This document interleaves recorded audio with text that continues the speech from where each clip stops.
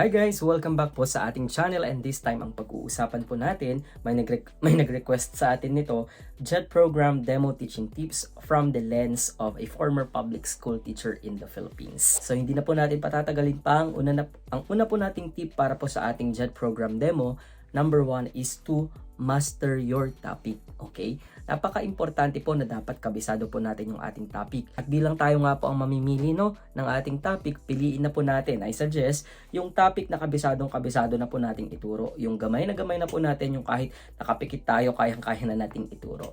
Huwag na po natin gawing komplikado yung ating lesson. Ang importante dyan, na i-deliver mo ba ng tama yung iyong lesson, na-achieve mo ba yung learning objectives mo, yung learning goals mo, at syempre, klaro ba at tama yung input na naibigay mo. Very important po yung correct input. Kasi once na mali po yung input na binigay ninyo, naku po, alanganin na po yung magiging application natin. Makikreate yan ng negative na impact po sa ating application. So, anong gagawin para ma-master po natin? Aba, syempre, kailangan po natin itong basahin ulit kung kinakailangan mong i-review yung concept. Kung kinakailangan mong mag-research ka. I-rehearse nyo rin po yung inyong demo ng paulit-ulit sa harap ng salamin o kaya i-record nyo po yung sarili ninyo.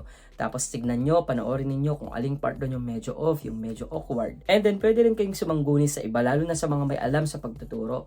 Panood nyo po yung video ninyo o kaya demo po ninyo sa harap nila nang sa gayon ay mabigyan po kayo ng kritisismo and i-accept po natin ito tapos i-correct po natin. Number 2, know your audience. Dapat i-consider po natin yung level ng learners natin. Sino ba yung mga magiging learners natin? Dapat ang target audience ninyo ay Japanese learners. Always put that in mind. And since non-native speakers ng English ang Japanese learners, kailangan piliin natin ng mabuti yung mga words na gagamitin natin. Kailangan ba sobrang lalim na English? Ako hindi ko po isasuggest yun. Ewan ko lang po sa iba kung nag-work po sa kanila. But for me, I would suggest na yung basic English would do. No? Yung conversational English. At tapos i-tone down po natin as much as possible. Huwag tayong gumamit ng mga sobrang komplikadong mga English words. Huwag din tayong gumamit ng mga business language o kaya ng mga jargons, no? Gawin lang natin medyo conversational lang yung atake natin. Tapos, huwag natin masyadong bilisan kasi nga, di ba, Japanese learners po yung target nating audience. Number 3 is to engage your learners. Dapat merong two-way na process dyan. Dapat hindi lang one-way. Hindi po ito dapat teacher-centered. Dapat ito ay student-centered. Hindi pwedeng si teacher lang lagi yung nagsasalita. And make it a point also na matouch natin yung 4 macro skills.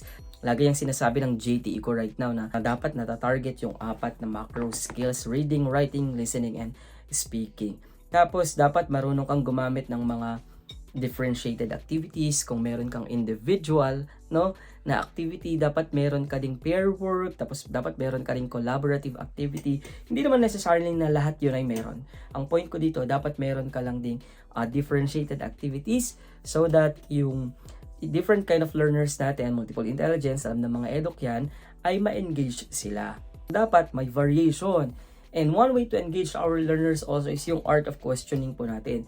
Dapat marunong tayo gumamit ng art of questioning. Ipoprobe natin sila. Ililid natin sila papunta sa tamang sagot. Kasi for example, hindi makasagot yung bata, anong gagawin mo, di ba? Dapat alam mo yan kung paano sila ililid.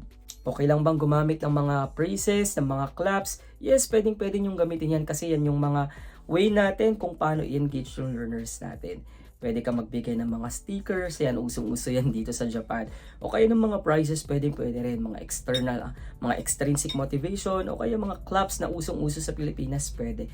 Number 4, you can use instructional materials or visual aid. Nung batch namin parang optional lang ata na gumamit ng PowerPoint, pero ang alam ko sa mga sumunod na pong batch ay kailangan meron atang integration ng paggamit ng technology. But ang danger niyan is that ma-replace ka ng technology sa loob ng klase. Hindi ka gaano magre-rely dun sa PowerPoint mo or dun sa visual aid mo. Dapat nandun lang siya para mag-aid sa'yo. Tutulungan ka lang niya, hindi yung i-replace ka niya. And kung gagamit po kayo ng PowerPoint, make it a point, no, na i-master nyo po muna, balikan nyo po rather yung mga rules kung paano ba ang paggawa ng tamang PowerPoint. May mga bilang po ng mga words na naka-display dyan. Kasi pag masyadong marami na yung mga words na nandiyan sa PowerPoint mo, madidistract na po yung mga bata, and no po yun. At pag masyadong maraming graphics, animation, etc., hindi rin ganong advisable yun. For me, the simpler the better. Simplicity is always key. Yan ang rule dito sa Japan. Less is more po lagi. Huwag mong ibobombard ng mga words, yung PowerPoint mo, yung mga slides mo. Ang tendency niyan, hindi na mauunawaan ng mga bata kung ano yung nakalagay sa PowerPoint slide mo. Sa aking case, ano ba ang ginamit ko? Ang ginamit ko lang po noon, kasi nga hindi naman kami obligado na gumamit ng PowerPoint, flashcards, at saka parang flipbook. Flipbook, ayan, ipapakita ko sa inyo dyan. Ayan. Yan yung ginamit natin noong time ko po. Fact or bluff lang para may activity yung mga bata. Anyway, isa pa kasi sa mga rules ng ALT yung mag-prepare ka ng instructional materials mo, mag-decorate ka ng mga instructional board sa school. So, kung gagamit ka ng instructional materials, ipakita mo na meron kang creativity dun sa gagamitin mong instructional materials. Ayun, so kung kaya mong i-showcase yung creativity mo dun sa paggawa mo ng mga instructional materials, pwede, pagkakataon mo na yan para maipakita mo na ikaw yung gumawa ng mga IMs mo and that you have that creative side. Diba? Number 5, showcase your teaching strategies or yung classroom management mo. Paano mo i-handle ang isang klase?